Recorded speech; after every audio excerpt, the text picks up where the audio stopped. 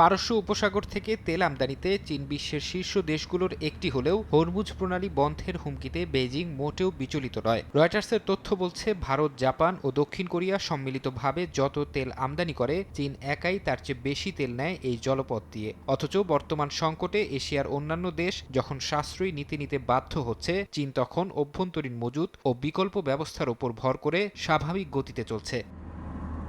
চীনের এই সাফল্যের নেপথ্যে রয়েছে তাদের বিশাল বৈদ্যুতিক গাড়ির বহর। গত বছর পর্যন্ত দেশটিতে বিক্রি হওয়া নতুন গাড়ির অর্ধেকেরও বেশি ছিল বৈদ্যুতিক, যা তেলের ওপর নির্ভরতা নাটকীয়ভাবে কমিয়ে দিয়েছে। গত এক বছরে বৈদ্যুতিক গাড়ির কারণে চীন যে পরিমাণ তেল সাশ্রয় করেছে তা সৌদি আরব থেকে তাদের মোট আমদানির সমান।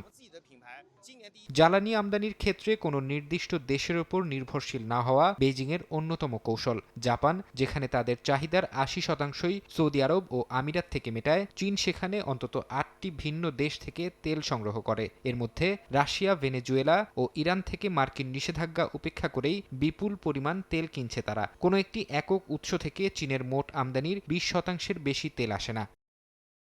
জরুরি পরিস্থিতি মোকাবিলার জন্য চীন গড়ে তুলেছে এক বিশাল ও রহস্যময় কৌশলগত পেট্রোলিয়াম রিজার্ভ। যদিও এই মজুতের সঠিক পরিমাণ বেইজিং প্রকাশ করে না, তবে বিশ্লেষকদের ধারণা, বাণিজ্যিক শোধনাগার সহ তাদের কাছে যে পরিমাণ তেল রয়েছে তা দিয়ে অন্তত ৭ মাস অনায়াসেই পার করে দেওয়া সম্ভব।